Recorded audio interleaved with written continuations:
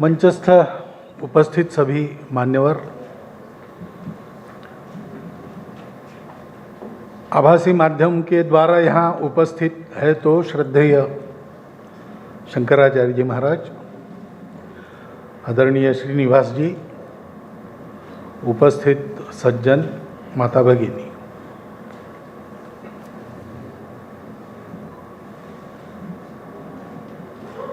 पुस्तक के बारे में तो आपको पूर्ण और यथातथ्य जानकारी जितेंद्र जी के माध्यम से हुई है।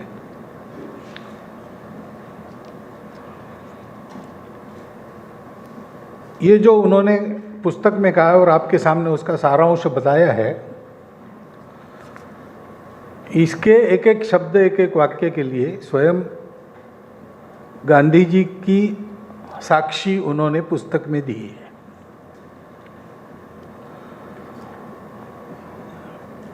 क्योंकि ये गांधी जी के बारे में पुस्तक rise of A Hindu patriot, और उसका लोकार्पण कार्यक्रम उसमें राष्ट्रीय स्वयंसेवक संघ का स्वयंसेवक, इससे बहुत अटकलें लग सकती है, लगती रही होगी, मुझे पता नहीं, उसकी आवश्यकता नहीं है। अभी मैं केरल में था, वहाँ से आया हूँ यहाँ, तो मैंने ऐसा सुना, वहाँ पर किसी ने कहा या चर्चा चली होगी कि ये अप्रोप्रिएट कर रहे हैं गांधी जी को। ऐसा नहीं है। महापुरुषों को अप्रोप्रिएट कर नहीं सकता कोई। ये तो नमक की गुड़िया सागर का तल खोजने के लिए जाए तो जो होगा वैसा होता है, अगर अप्रोप्रिएट करने जाएंगे तो। इसलिए संभव नहीं है। ये पुस्तक इसलिए लिखी ही नहीं गई है। गांधी जी के बारे में यह एक बहुत प्रामाणिक शोध ग्रंथ है, और इसके बारे में जिनको चर्चा करनी है या कोई भिन्न मत भी देना है, उनको उसी प्रकार की शोध प्रवृत्ति का अवलंबन करके ही वो कर सकेंगे। बहुत परिश्रम पूर्वक सारी खोजबीन करते हुए इस ग्रंथ का निर्माण हुआ है, और इसलिए मैं लेखक द्वय और प्रकाशक महोदय तीनों का अभिनंदन करता हूँ।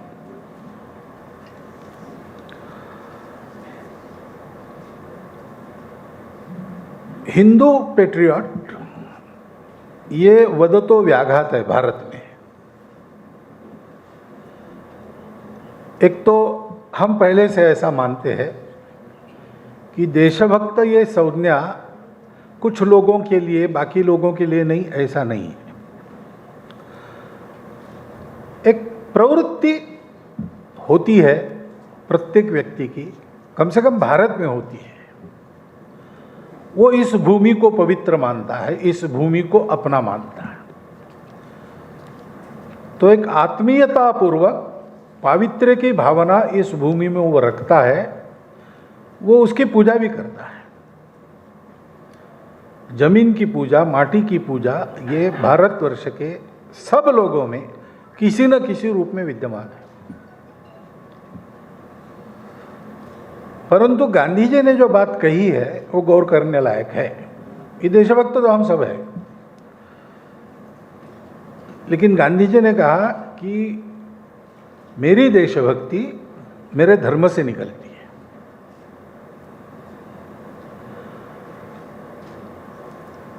तो हिंदू पेट्रियट, यानी हिंदू है तो पेट्रियट होना ही पड़ेगा उसको, वो मूल में उसके प्रकृति में वो है। हाँ, ऊपर की राख धूल झाड़कर उसको खड़ा करना पड़ता है। सोया हुआ पेट्रियट रहता है और जागृत पेट्रियट रहता है, ये हो सकता है। लेकिन भारत विरोधी ऐसा कोई नहीं रहता है, भारत द्रोही ऐसा कोई नहीं रहता है। परंतु ये सजगता, कहीं हम फिसल न जाए, कहीं हमारी चूक न हो जाए, ये सजगता तब आती है जब देशभक्ति के बारे में हम स्वयं जागरूक रहते, कॉन्शियस रहते। मैं मेरे देश पर प्रेम करता हूँ, यानी क्या? तो देश यानी केवल भूमि नहीं है, भूमि तो है ही, बिना भूमि के भी नहीं है। देश का अर्थ एक अर्थ में भूमि होता है, परंतु जब हम देश कहते हैं तो उसका जमीन, जंगल, जानवर, सब कुछ ये उसमें आता है, और उसकी परंपरा भी आती है, उसका स्वभाव भी आता है। परंपरा में जो कालबाह्य बातें रहती है वो बदलती है, लेकिन परंपरा जिस स्वभाव के कारण बनती है वो स्वभाव चलते रहता है। भारत का नाम भारत ये केवल एक भौगोलिक प्रदेश को दिया हुआ नाम नहीं है, एक प्रवृत्ति को दिया हुआ नाम है। और जब गांधी जी कहते हैं कि मेरी देशभक्ति मेरे धर्म से उपजी है, वो ये भी कहते हैं कि स्वराज्य की मांग करने वाले बहुत लोग हैं, परंतु मेरे मन में प्रश्न है कि स्वराज हम मांग रहे, यानी क्या मांग रहे उनको पता है क्या?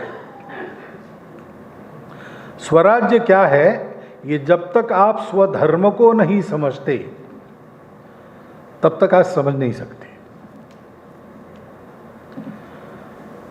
अब गांधी जी स्वयं बनने के लिए तो उन्होंने किया ही परिश्रम, जो उन्होंने कहा है वो उनका अपना किया हुआ है, वो परोपदेश कुशल बहुतेरे लोगों में नहीं थे। डॉक्टर हेडगेवार ने उनके बारे में 1922 में एक सभा में कहा था, कांग्रेस जनों के सामने ही उनको कहा था बोलने के लिए गांधी जी के बारे में। गांधी जी को जेल में डाला था, तो उस दिन फिर एक गांधी जी के सारे विचारों का स्मरण वगैरह करने के लिए कांग्रेस कमेटी सभा करती थी, तो उसमें डॉक्टर हेडगेवार को बुलाया था वक्ता के नाते। तो उन्होंने ये कहा कि केवल सभा और स्मरण करके काम नहीं होगा, गांधी जी का जो अपने ध्येय सिद्धि के लिए पराकोटि का त्याग है, निस्वार्थ बुद्धि है और प्रामाणिकता है, और ध्येय के प्राप्ति के लिए सर्वस्व समर्पण की तैयारी है, उसका हमको अनुकरण करना पड़ेगा। तो गांधी जी स्वयं उन्होंने जो लिखा बोला है उसका उदाहरण बने ही है। कभी कभी तो पराकोटि की अतिवादिता में जाकर भी बने, ऐसा किसी को लगता है, लेकिन आदर्श जो लोग होते हैं वो ऐसे ही होते हैं। अपने जिन गुणों का वो आदर्श है उसकी अति उनमें रहती ही है, होनी ही पड़ती है, नहीं तो आदर्श नहीं बन सकते, वो प्रकाश नहीं दे सकते। तो गांधी जी स्वयं आदर्श थे, लेकिन अभी बताया कि मैं ये सहन नहीं करूंगा और मैं ये आपको सहन नहीं करने दूंगा।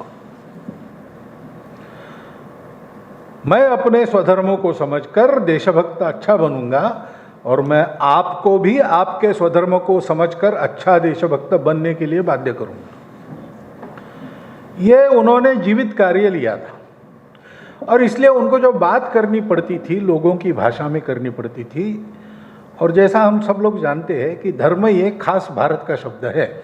भारत की सब भाषाओं के लिए, भाषाओं में धर्म शब्द है अथवा धर्म के लिए योग्य प्रतिशब्द है। जैसे यहाँ एक चंद्रशेखर सरस्वती स्वामी महाराज का वक्तव्य 15 अगस्त का है, उसमें उन्होंने नाम दिए, वो तमिल में पोरुल कहते धर्म। कल्पना बिल्कुल वही है,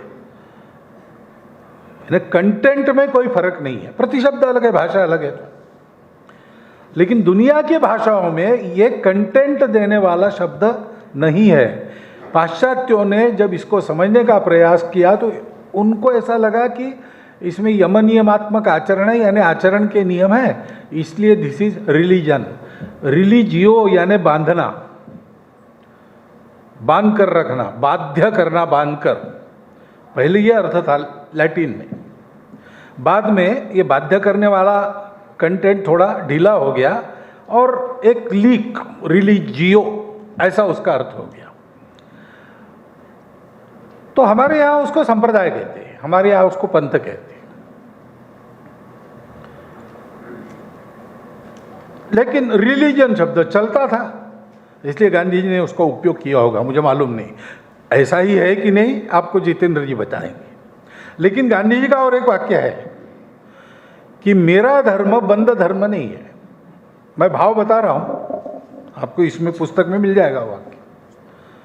मेरा धर्म तो सब धर्मों का धर्म है। My religion is religion of all religions. अब ये क्या चीज़ है? क्योंकि रिलीजन तो एक लीक है, उसकी और कोई रिलीजन नहीं हो सकता उसका। रिलीजन अपने आप में विशिष्ट है, थोड़ा आपने उसमें अंतर किया तो आपका दूसरा रिलीजन हो गया, वो रिलीजन नहीं हो सकता। सभी पंथ संप्रदाय, वैष्णव हो, शैव हो, शाक्त हो, देवता निश्चित है, कर्मकांड निश्चित है, पुस्तक निश्चित है, गुरु निश्चित है, वैसा आप चलो, उसका और रिलीजन नहीं हो सकता। लेकिन गांधी जी कहते हैं तो उसका मतलब क्या है? मतलब यह है, गांधी जी को कहना है धर्म, लेकिन अंग्रेजी में प्रतिशब्द नहीं है। भारत के सारे पंथ संप्रदायों के मूल में एक सत्य है, वो अनुभूत सत्य है, वो थियराइजेशन नहीं है, वो रियलाइजेशन है। और रियलाइजेशन की परंपरा अभी तक चल रही है, आगे भी चलेगी। रायचंद्र जी के बारे में आपने कहा कि ऐसे लोग थे नहीं, ऐसे लोग आज भी है। यूनिटी ऑफ एग्जिस्टेंस, और इसलिए acceptance and respect of all diversities, ये हमारे यहाँ अनुभूति की बात है, ये हमारी पॉलिसी नहीं है, ये सत्य है, ये हमारी श्रद्धा का विषय है। भारत के सब संप्रदायों के मूल में इसको माना है, एक से अनेक बना है। विविधता में एकता नहीं, एकता की ही विविधताएं हैं। और इसलिए मैं रिलीजन के नाते मैंने जो लीग चुनी है उसमें चलूंगा, उसका गौरव भी मन में रखूंगा, उस पर पक्का रहूंगा, और दूसरी लीग में चलने वाले दूसरे रिलीजन के लोगों को भी उतना ही सार्थक सत्य मानूंगा, उनके लीग का आदर भी करूंगा, उसका स्वीकार भी करूंगा। लीग अलग है इसलिए हम अलग नहीं है, लीग अलग है इसलिए हमारा झगड़ा नहीं हो सकता, हम मिलजुल कर रह सकते हैं। ये भारत के सब विचारों के मूल में एक प्रस्थान बिंदु सबका समान है। फिर अलग अलग हो सकता है और परस्पर विरोधी भी हो सकता है, लेकिन कंक्लूजन ऐसा है, इसलिए मनुष्य ने कैसे जीना चाहिए वो सबका समान है। शब्द अलग अलग है, लेकिन बात यही मिलेगी आपको, सत्य, अहिंसा, अपरिग्रह, अस्तेय, ब्रह्मचर्य, शौच, तप, संतोष, स्वाध्याय, सत्य प्रणिधान। जो भगवान को मानते हैं वो ईश्वर प्रणिधान कहते हैं। और इसलिए जब हम कहते हैं रिलीजन ऑफ रिलीजन्स, तो लगता है गांधी जी के मन में यह है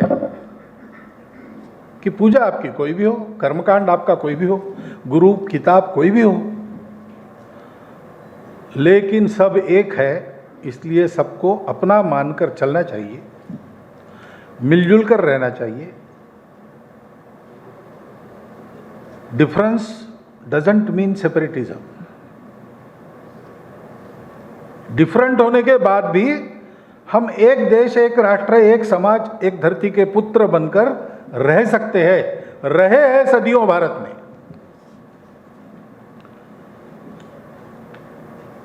और आपकी लीग कोई भी हो, आपकी पूजा किताब कोई भी हो, लेकिन आपको इसका पालन करना चाहिए। सत्य, अहिंसा, अस्तेय, अपरिग्रह, ब्रह्मचर्य, शौच, तप, संतोष, स्वाध्याय, सत्य प्रणिधान। इसको भारत में धर्म कहा गया है, इसके लिए प्रतिशब्द नहीं है, वो भारत नहीं है। और भारत की सभ्यता, भारत का विचार, भारत का स्वभाव और बाकी दुनिया का स्वभाव, इसमें अंतर है। उसको गांधी जी ने स्पष्ट रूप से कहा है, हिंद स्वराज में भी कहा है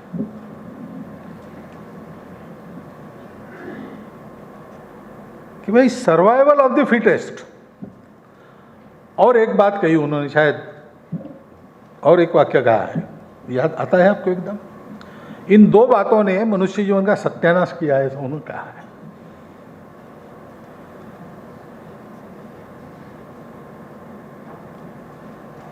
तो इन्होंने सत्यानाश किया तो चल तो वही रहा है ना, उसी पर आधारित सारा विचार है।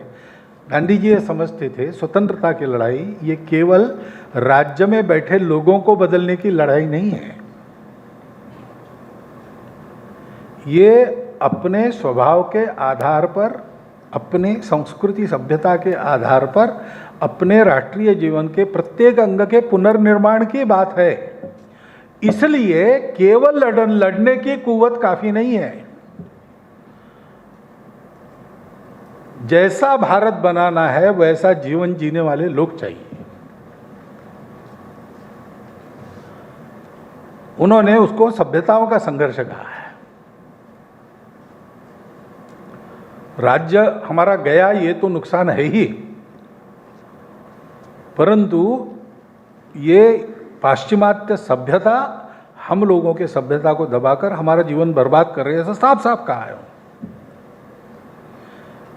और आगे वो कहते हैं कि मुझे पहला दुख ये है कि हम धर्म भ्रष्ट हो गए, यानी हमारे व्यक्तिगत सामाजिक जीवन में सत्य, अहिंसा, हत्या, अपरिग्रह, ब्रह्मचर्य आदि आदि का जो चलन दिखना चाहिए वो नहीं दिख रहा है।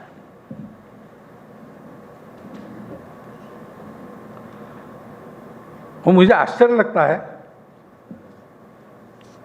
डॉक्टर एडगर ने ऐसे ही विचार किया, ये दूसरों को दोष मत दो, आपके जीवन में कुछ कमियां है इसलिए ऐसा हो रहा है।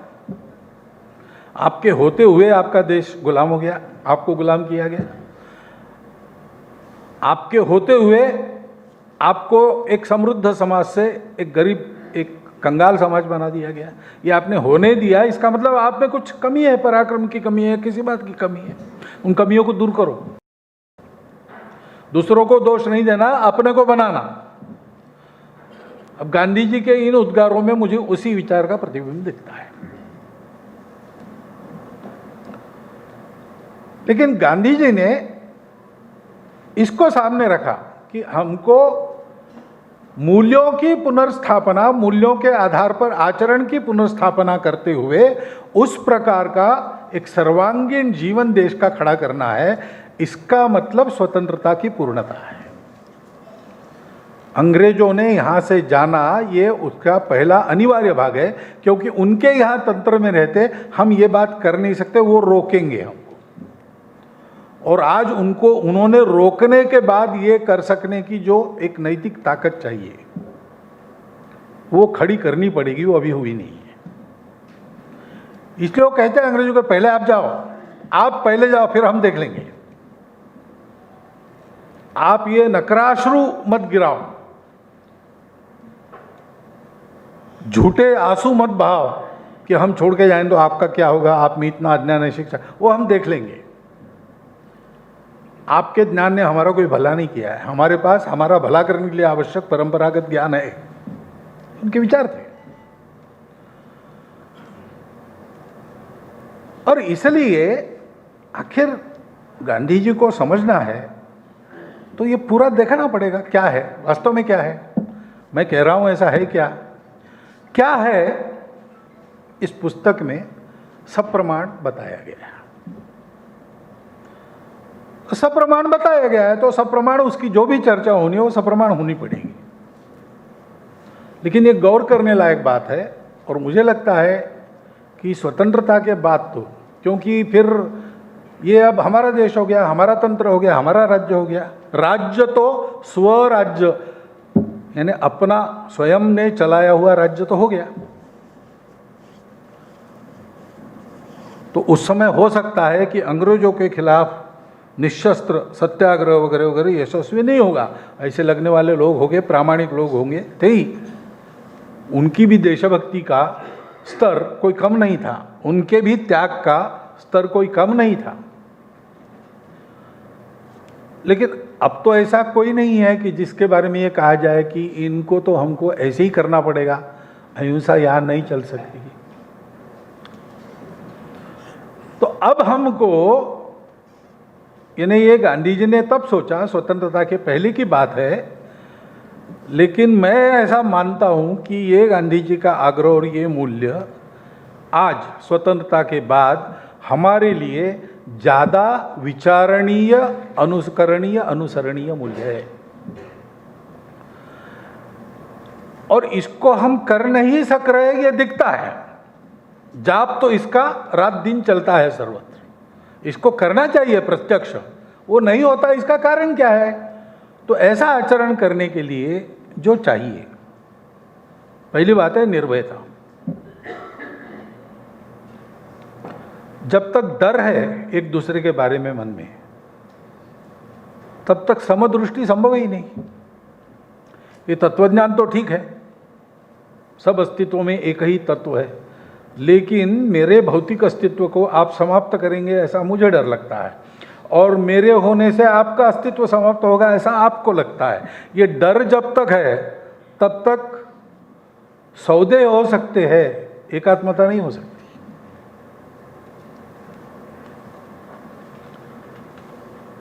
तो निर्भय होना चाहिए, मेरा कुछ नहीं बिगड़ सकता है ना। दुनिया में होंगे दुष्ट लोग, लेकिन मैं इतना समर्थ हूं कि मेरा कुछ नहीं बिगाड़ सकते।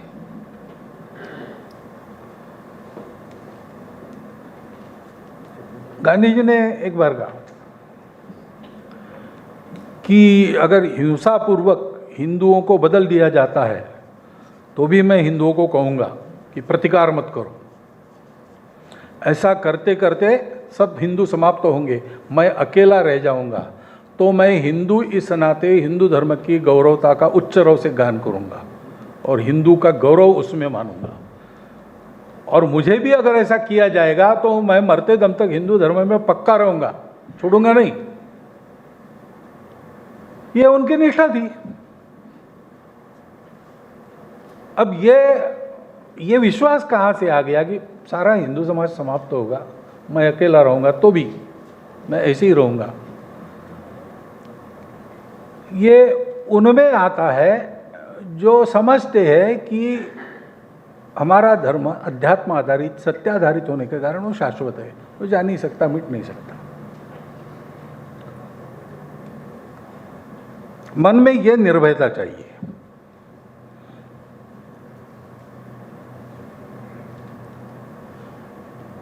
हम सत्य है तो हम रहेंगे, हम ही रहेंगे। तो फिर अगर हमको कोई समाप्त करने का प्रयास किया है तो उसके बारे में एकदम क्रोध नहीं आता। वो ऐसे प्रयास करता है तो भी मन में द्वेष नहीं आता, विचार आता है कि ऐसा क्यों कर रहा है, हमारी कोई कमी है कि उसकी कोई कमी है। और मैं हिंदू हूं तो मैं मानता हूं कि सारी वसुधा मेरा कुटुंब है, तो मेरा एक कुटुंब ऐसा कर रहा है किसी कमी के कारण, तो उसकी कमी को दूर करके मैं उसकी इस प्रवृत्ति को कैसे समाप्त करूंगा। ये विचार ठंडे दिमाग से आदमी तब कर सकता है जब उसको ये भरोसा है, वो निर्भय है। और ये मन की निर्भयता चिरंजीव होने के लिए उसको शक्ति का आधार आवश्यक है, उसके बिना ये नहीं होता है। एक आदमी ऐसा हो सकता है, हमारे यहां बलिदान हुए हैं धर्म के लिए, टुकड़े टुकड़े हो गए शरीर से, लेकिन धर्म नहीं छूटा। लाखों उदाहरण है हमारे देश में। परंतु पूरा समाज धर्मानुगामी बना रहे ऐसा है तो समाज में सब प्रकार के लोग रहते हैं, सामान्य लोग भी रहते हैं। सबकी उन्नति धीरे धीरे होती है, एकदम नहीं होती। तो तब तक उनको समाज की शक्ति का भरोसा चाहिए।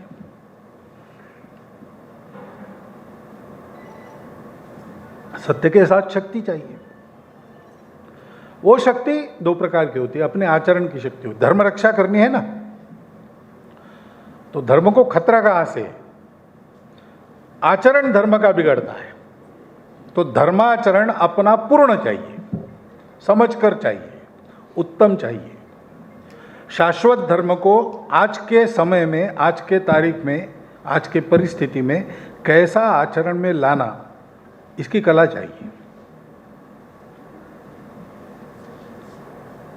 और दूसरी बात है कि ये जिसको करके दिखाना है वो धर्मी है। धर्म एक तत्व है, वो ऐसे दिखाया नहीं जा सकता। दुकान से 1 किलो धर्म लाया नहीं जा सकता।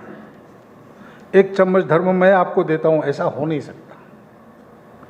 एक भाव परिकल्पना है वो प्रत्यक्ष कब होती है? जब उसका आचरण करने वाले लोग होते हैं। तो धर्मी की रक्षा होनी चाहिए, अपने आचरण से धर्म रक्षा, अपने पुरुषार्थ से धर्मी की रक्षा।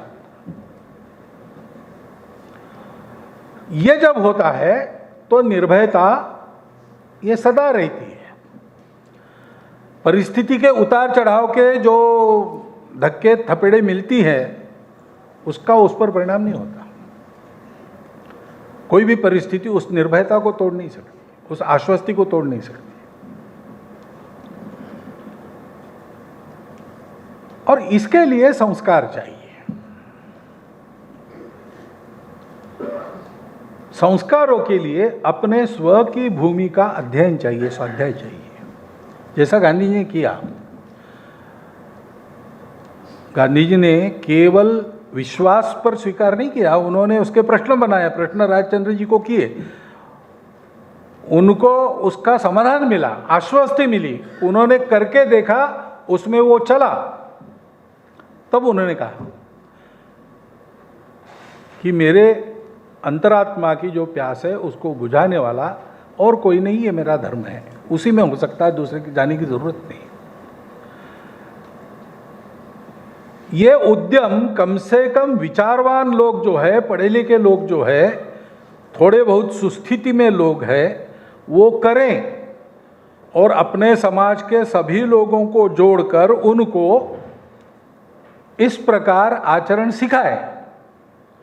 और अपने समाज में विविध प्रकार के जो और वैविध्यपूर्ण वर्ग है, उन सब में एक दूसरे के प्रति ये निर्भयता का, आत्मीयता का, सद्भावना का भाव उत्पन्न करे, तो गांधी जी का स्वराज्य का सपना साकार करने की हमारी शक्ति बनेगी। इसको समझना है तो इस पुस्तक का अध्ययन हम सब लोगों को अच्छी तरह करना चाहिए। इसमें कोई भी बात कंजेक्चर नहीं है। जहाँ तक मैंने थोड़े दिन में, बड़ा पुस्तक है, आपने देखा होगा उसका आकार, लेकिन पढ़ लिया बहुत सारा, लेकिन जल्दी जल्दी पढ़ा है। लेकिन मुझे यही दिखता है कि उसमें जो हर बात कही है उसके लिए कहीं ना कहीं गांधी जी का वक्तव्य है, गांधी जी का पत्र है, लेख है, संवाद है। स्वयं गांधी जी ने जो कहा है, इसमें कोई अनुमान नहीं है गांधी जी ने सत्याग्रह किस आधार पर सोचा और कैसे शुरू किया, अगर इसका अनुमान नहीं है। जो गांधी जी ने उसके बारे में कहा है वो है।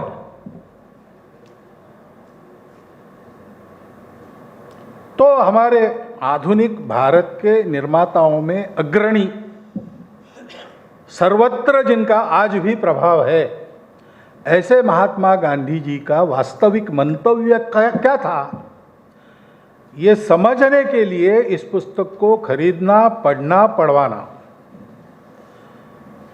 ये बहुत लाभ करेगा। ऐसा पुस्तक पढ़ के मेरा मत हुआ है, इसलिए मैं आपको बता रहा हूं। जैसे गांधी जी को हम पढ़ते हैं, समझते तो लाभ होता ही है, लेकिन इस दृष्टि से विचार करके और अपना कुछ न लिखते हुए गांधी जी ने जो लिखा है, जो बोला है, उसी को आधार बनाकर इस पुस्तक की रचना हुई है।